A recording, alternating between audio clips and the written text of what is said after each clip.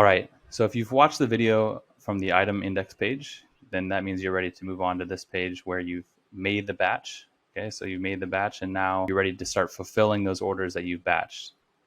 So first we come to the batch index page, and by default it'll show you the incomplete batches. So if it looks like there's some batches missing, that might be the reason.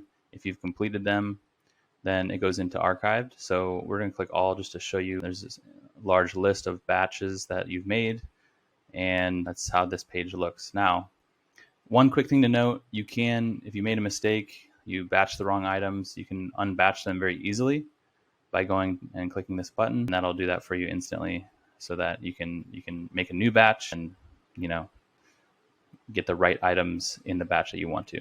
So having said that, now we're going to go into one of these batches. So we're going to click on this one here, and we're going to get a little idea of what's happening in this batch.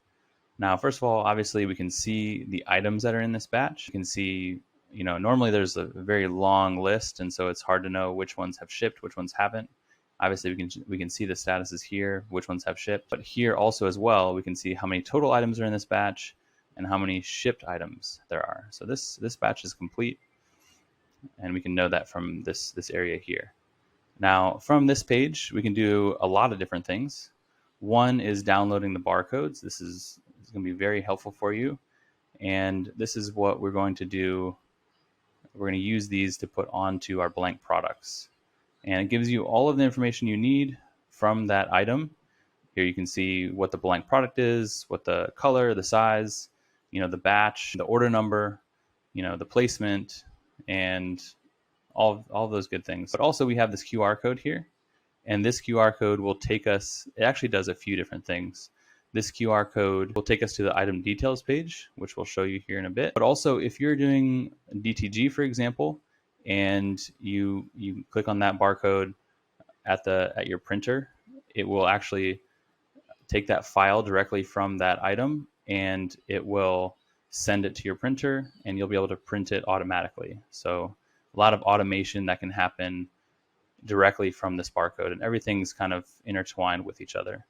So, and also that's more on the item details page. So we'll talk about shipping and bins and stuff like that as well. But this QR code is going to be very important for you as you go through the production process.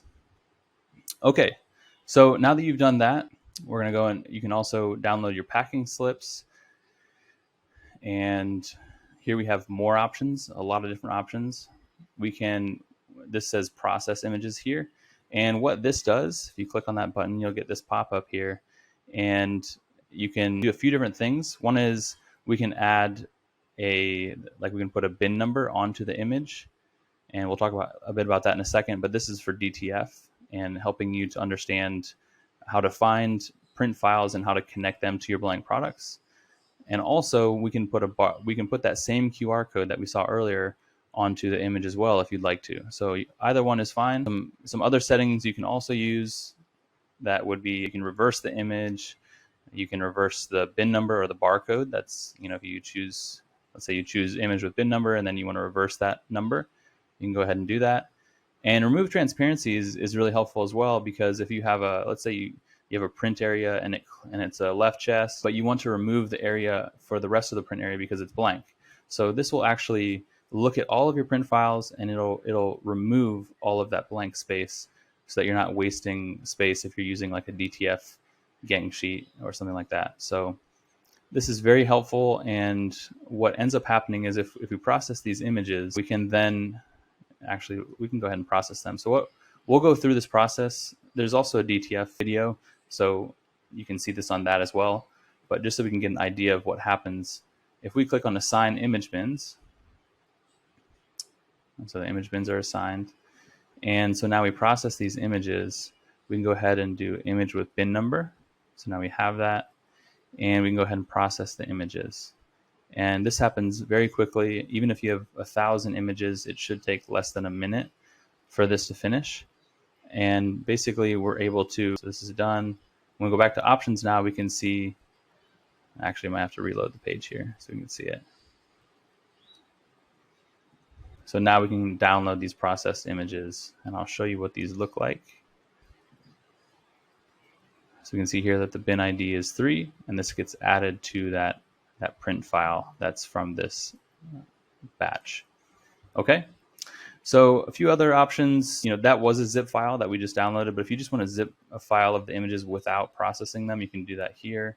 We also have an XML file for all the items on it, CSV, so you can kind of send orders to different places or items from the orders to different places if you want to for that batch. And also you can send it to Orderdesk if your Orderdesk account is connected to your account. So a lot of different options for this batch and how to take care of it, what to do with it. And it gives you some flexibility on how to move these different items through production, through your own production, but also, obviously sending these orders to different partners if you'd like to as well. So I hope that was helpful. But this is just a general overview of the actual batch page with all the items in it. And in a bit, we're going to talk about a bit more about the actual items that are in it and also the orders themselves.